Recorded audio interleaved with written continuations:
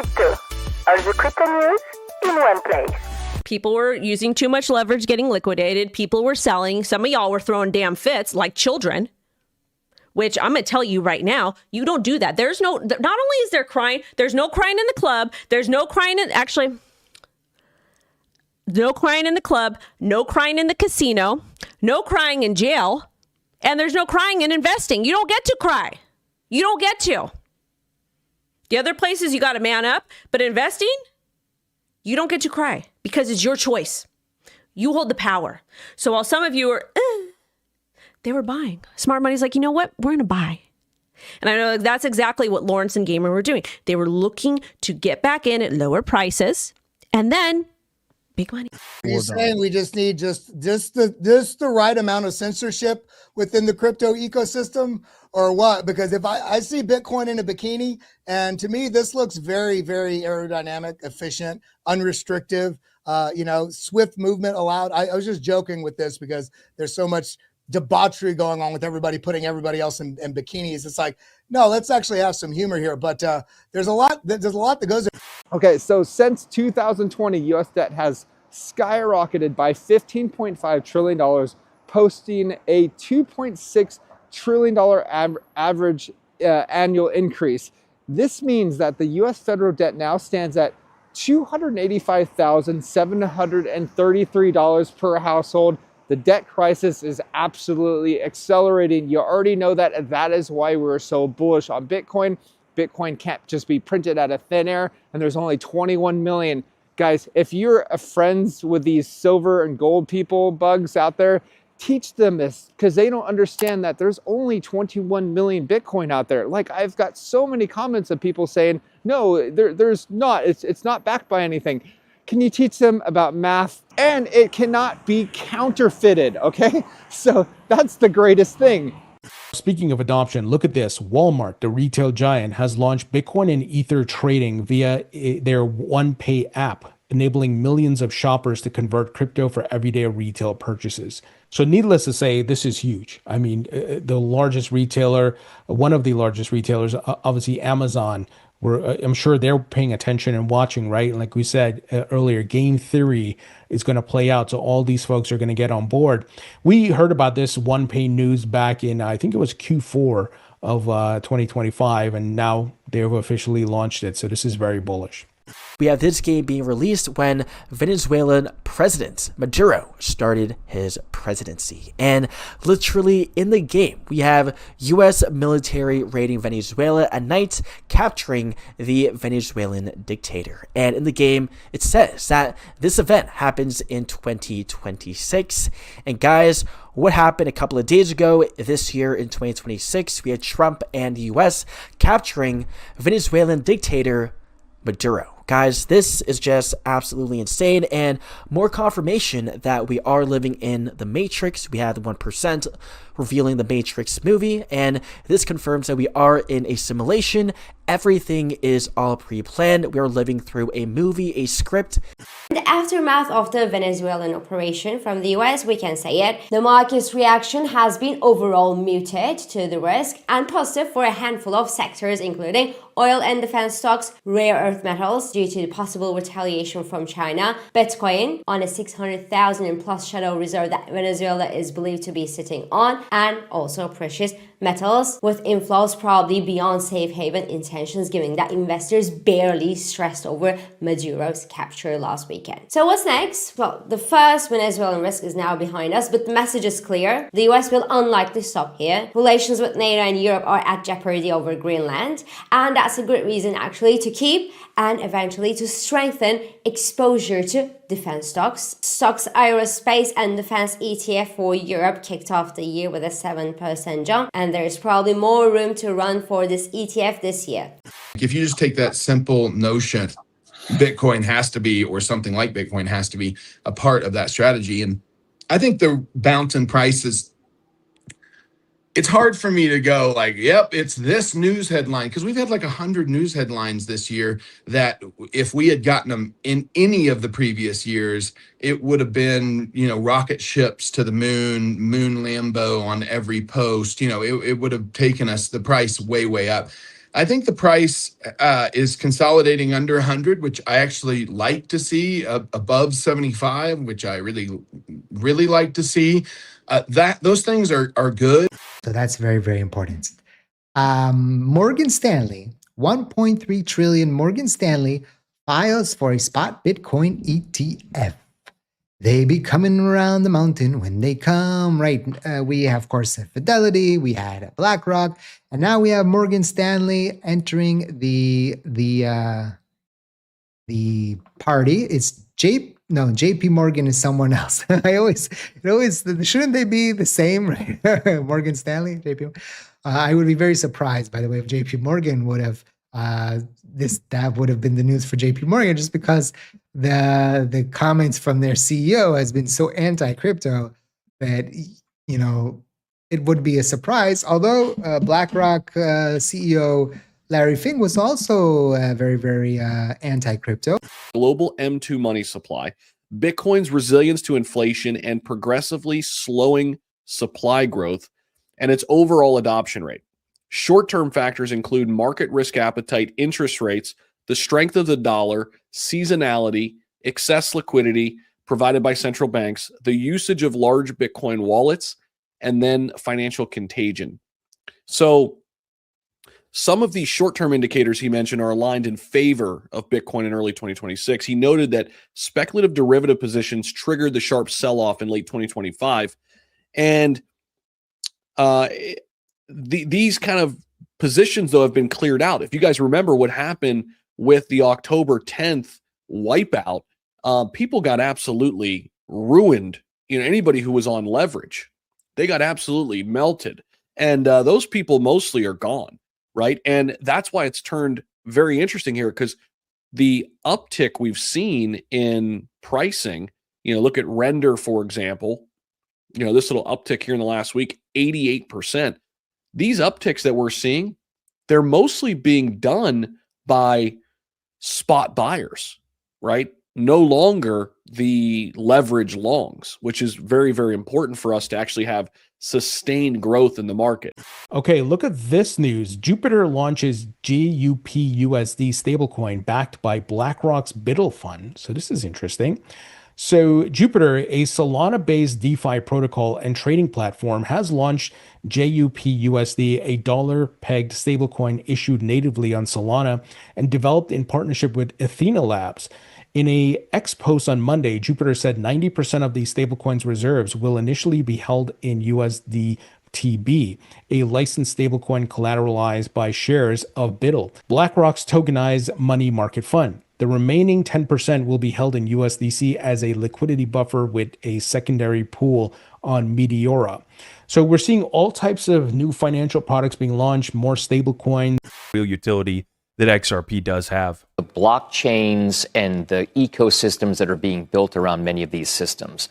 We know kind of what they are with regard to Bitcoin. We certainly these days know what it is around Ethereum and Ether.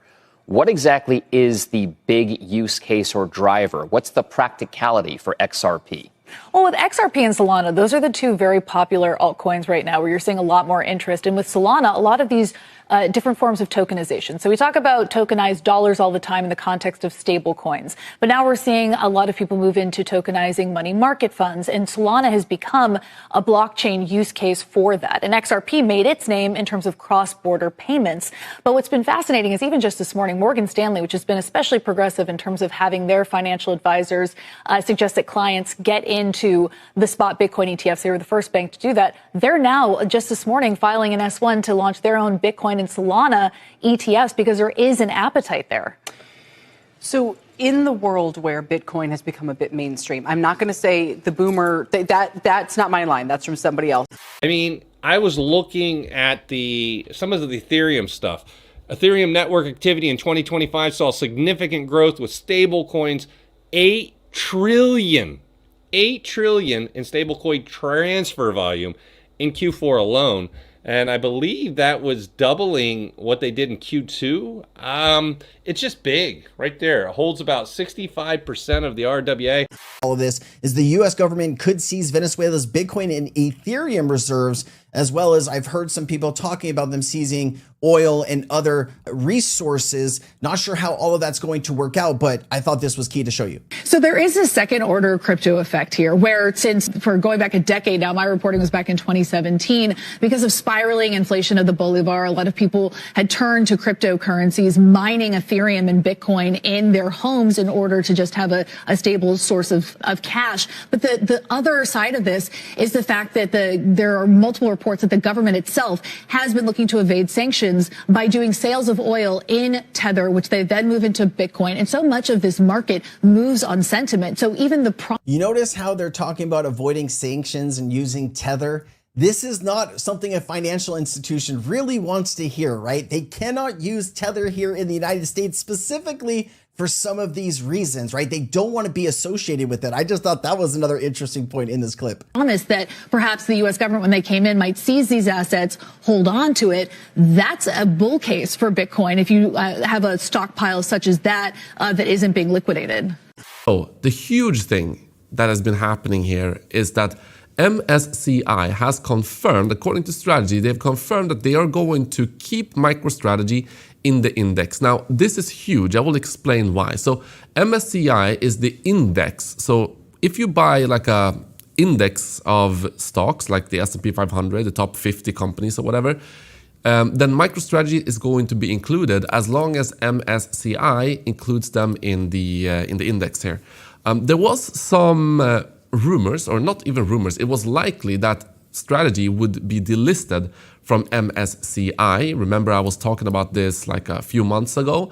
It was a huge thing that MSCI might delist MicroStrategy. Why? Because that would mean that MicroStrategy would have an outflow of $15 to $18 billion because they were delisted from MSCI. This is huge amounts of money. So people started to panic. We also have some news on the altcoin front. The SEC has approved a Bitwise spot Link ETF.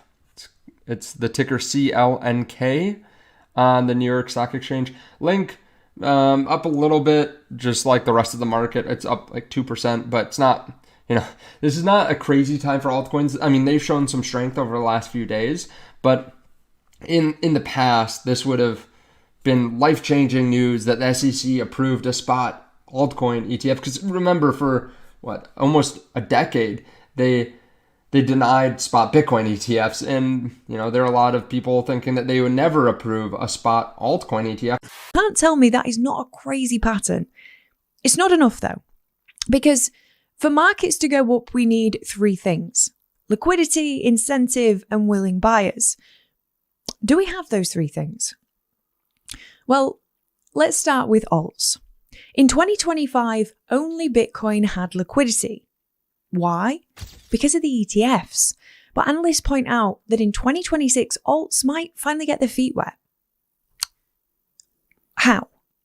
January 15th, the Senate Banking Committee is scheduled to mark up the Clarity Act. This is the regulatory bill everyone has been waiting for. If this passes, it clarifies the rules for banks to hold crypto. Industry insiders are giving it a 50 to 60% chance of passing in 2026. Now, 50 to 60% isn't 100%. It's basically a coin flip.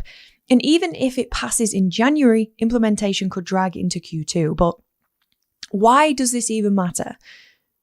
Think about it like this. From 2024 to 2025, Bitcoin rose from 38K to 108K, driven by institutional liquidity and ETFs. But there was a dam preventing liquidity from flowing into alt. Tim Scott, where a dozen senators had gathered to discuss the Clarity Act, a proposed crypto market structure bill. The bill's markup is expected to take place later this month. Congress is expected to take the next steps on the crypto market structure bill later this month. The Clarity Act is hugely important for the future of this space. And regarding the next steps, if you're unfamiliar with a bill markup in the U.S. Congress is a crucial committee session where lawmakers debate, amend, and rewrite proposed legislation before it goes to the full chamber, allowing changes to the text, adding or deleting provisions, and shaping the bill's final form through votes and amendments. This process is key to building consensus, refining policy, and determining if a bill advances, often involving the committee chair presenting a chair's mark at the starting text. So we are hoping that this bill gets passed into law in Q1 or Q2 of this year. In December of 2025, some people carried out a literal Ocean's 11 Italian job type bank heist at the Sparkasse Bank in Geisenkirchen, Germany. During the holidays, professional thieves drilled through a concrete wall. They opened 3,000 safes which had cash, gold, euros, precious jewels, and other items in there, and stole up to $52 million worth of people's money that they thought was safe because it's not in a digital form. The theft was discovered 2 days after it actually happened when a fire alarm went off. The crazy part about this is people's life savings were stolen that they thought was safe. People only have 10,000 euros worth of insurance on those boxes. This is stuff out of a movie. And when this happens, people are going to realize the need for protected digital assets, assets that can't be broken into a vault and stolen at will by thieves during the holiday seasons. But before we go any further, let's thank our sponsors. Ledin has been the leader in Bitcoin-backed loans since 2018. The 24-hour volume for both USDC and USDT is like $25 billion or something. That's like 400 times less than what we do every day. And if you think about having to fully reserve $10 trillion to be able to make those payments every day, that's a lot of liquidity that you're taking out of the system. So I think that USDC has, 100% a place to play. I don't know that in its current construct, it can play at the institutional level. Solve this problem. And I think we're really close. I mean, USDC itself we've seen over $3.5 trillion of transactions directly on the internet between counterparties. And so if we can, improve it with more scalable blockchain technologies like, Brad's company provides. The short answer is to look at the DXY, which measures the strength of the US dollar against a basket of other currencies. If the DXY is rising, the demand for cash is increasing and assets are likely to fall in price. If the DXY keeps falling, assets will keep rising. As some of you will know, there's a strong inverse correlation between gold and the DXY. When the DXY rises, gold tends to fall, and as we've just learned, there is a lot of speculation and leverage in the gold market. So, when the DXY eventually rises as debts are refinanced sometime in 2026, gold's price will likely fall, causing speculative capital to flee and triggering liquidations, pushing prices down even more. I say liquidity. What I mean is depth of the market. It means that if I want to now send, 100 Swiss francs, maybe I'll find 100 Swiss francs for pounds. Maybe I'll find a counterparty. But if I want to send 100 million, I may not find a counterparty. So there isn't enough liquidity, maybe, between Swiss francs and pounds for me to send $100 million every day. But there may be more liquidity if we pool all of our liquidity into one type of currency. Now, there's a historical context of how that generally comes to be, how that currency comes to be. But once you pool all that liquidity, you can create more efficient pricing structures because you can say, okay, well, instead of looking for a counterparty directly, if I have the Swiss francs looking for the counterparty in British pounds, well, what I can do is just do Swiss franc dollar, dollar pounds, and Swiss franc dollar will have enough liquidity for my $100 million transaction, and pounds to dollar will have it. And then that currency becomes the bridge currency. Also, a thing I want to be discussing here is that next week, on Friday, we're going to get the ruling from the Supreme Court if the Trump tariffs are legal or illegal. And now there's only a 23% chance that they're going to be upheld. And let's say the tariffs seem to be illegal. It's going to be a very, very bearish thing here, because that means that, first of all, Trump or the US government needs to refund approximately $133 billion, which is, of course, a lot of money. But on the other hand, it potentially could also be bullish, because then we have more free trade in the world. So what is exactly going to be happening with the market? In my opinion, it remains to be a little bit more bearish. And this ruling is set to be happening this Friday. So yeah, it's going to be a very, very interesting one on how this is exactly going to be playing out here. And if I'm also going to be looking at Bitcoin and going to maybe compare it a little bit with, of course, the S&P 500, it remains to be seen that Bitcoin is still weaker compared to the S&P 500. Going back to January of 2025, Jerome Powell said something most people missed. He made it clear that the Fed wasn't trying to push crypto out of the banking system. Banks can serve crypto customers as long as they understand the risk and operate safely and soundly. Just as important, Powell said, the Fed doesn't want banks cutting off legal crypto customers simply out of caution. That was a direct response to the debanking narrative. That comment mattered. It gave banks cover to re-engage. It reframed crypto as a risk-managed activity, not a forbidden one. And it set the stage for custody ETFs and institutional access to scale. Price reacts later. Policy signals move first. That's why banks moved back in. And yes, this is exactly why the big banks are here in a big way. They got the green light across the board. So it's important to listen to these people. So this is transportation equipment saying the general mood of the industry is that the first half of 2026 will be another bust.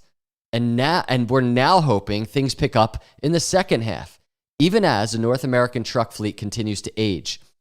That's one sector, right? And here's another one that I want to read, and this is from a fabricated metal products executive. Order levels have continued to decline. We had a bad October, an awful November, and a dismal December. This is looking bad. January and February don't look too good. Right now, we're in January. As bookings are down 25% compared to the first 2 months of 2025. So, this is something we need to pay attention to right now as crypto holders, for especially the short term. Because as you're seeing in some of the sentiment here coming out of this report, it's not looking too good. And that's just the short-term reality. But here's the thing, and this is so important. If you go to the PMI chart, this is real-world activity. This is real-world quotes that we're getting right now in real time. Let's get to part number 3 of today's video. And then after part number 3, I need to let you in on the truth. On the truth of what is brewing and what is lurking in the woods, and what's the latest on that? Can that come in and save the day? What are the facts in the charts? What is the latest? What is this breaking news? We're going to get to that in a moment, but let's uncover the Stochastic RSI, because let's be honest, today's episode, the Stochastic RSI is the star of the show. Like clockwork, 2 times per year, we have a Stochastic RSI cross on the weekly chart. 2 times per year, and it marks the 2 biggest moves of crypto for that entire year. It's happened forever. Let's take a look. It started with a Stochastic RSI cross back in December 2022, when crypto was at $15,000 and yours truly was screaming to buy Bitcoin when everyone else said I was crazy.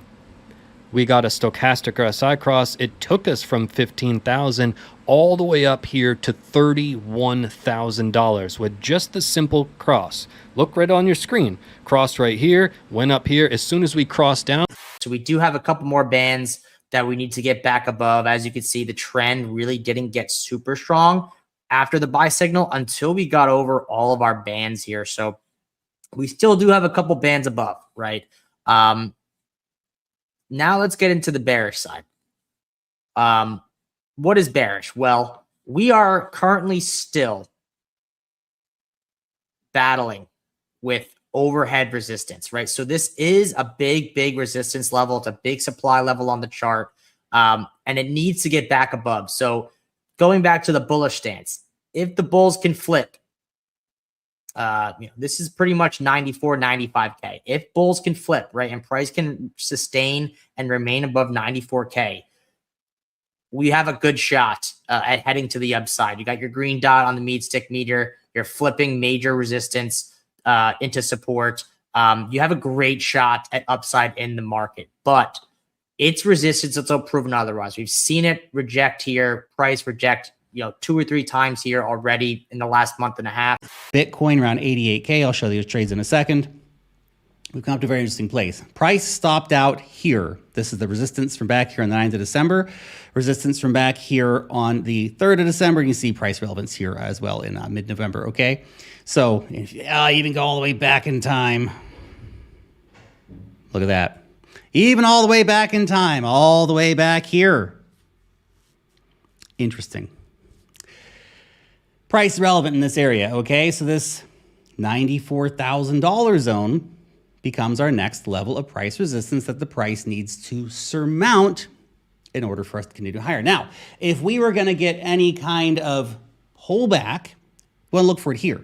Okay, now maybe the ETFs wake up, smash buy, we pump anyway, doesn't matter. But if we are going to pull back a little bit, even to the 20-day, which is around $90,000 currently, that'd be totally cool and normal and healthy. It would be fine.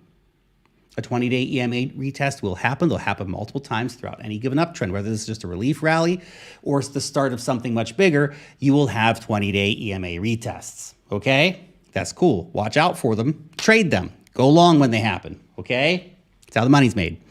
Anyway, let's see. This is the critical level right now. Now it seems to be still that we have not clearly confirmed the break above this level.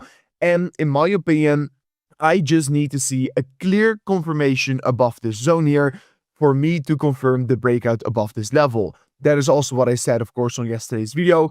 And ultimately, if you're looking at this range here, or if you're going to be approaching it from the Fibonacci chart, we are ultimately still getting rejected from, of course, this major level of resistance on the top side. And the moment we're basically going to be seeing that confirmed breakout above this level, most likely Bitcoin is going to be moving itself up towards about $106,000. So the strategy and, of course, the play on Bitcoin remains to be exactly the same here. And in case we're still going to see a rejection from the zone and don't see a confirmed breakout, we are most likely, of course, going to retest this support level. And if we break it, and especially if we break the lower side of support, I do think Bitcoin is most likely going to fall towards $78,000 to about $70,000. And of course, I've been talking about this as well many times before already. So there's really two options that you can have. Option number one is continue just buying and holding as a strategy from 60K to 121K, where I eventually sold all my cycle bags, and that would have gave an 105% gain. But what I decided to do from 2024, because we're seeing things were slightly different, hit all-time high before the halving, coming to the end of what was the 4-year cycle. Who knows if it will continue. I decided to actively manage my bags and traded Bitcoin from 60 to 100, and then traded Bitcoin from 78 to 121K, and that allowed me to get 160% gains after compounding, just to really take that active management approach of my Bitcoin, essentially. So, yeah. Yeah. And so, and just to kind of put it into perspective, prior to starting to like actively, I guess, trade your long-term bag, you were kind of a lot similar to me in the sense that it was just kind of like buy it, hold it, leave it alone long-term. But I guess, was there a moment that you thought like, if I actively manage this, I can just do better than if I just held it? Was that like an active decision, or was it kind of just like, did it just happen, I guess? Yeah. So it was when we hit all-time high in March 20. Now, this is a basket of altcoins. Now, within this basket, there are others that will do 10x, 20x, 5x, 2x, and so on. But here, altcoins are starting to look good, which means that if what we are witnessing right now is that Bitcoin actually pumping and returning to its glory days, then we can expect altcoins to also pump even harder than Bitcoin, and we can see a massive altcoin season. But all that depends on BTC breaking at $96,000 and then staying above $100,000. Once we stay above $100,000, everything else is possible from that level. So I was also scanning the altcoins here, and you could see Fartcoin is up 19% in the last 24 hours. It got completely cooked. In fact, it was trading at $210 million recently, already now at 45 million. So, did you enjoy the that? Let me know in the comments.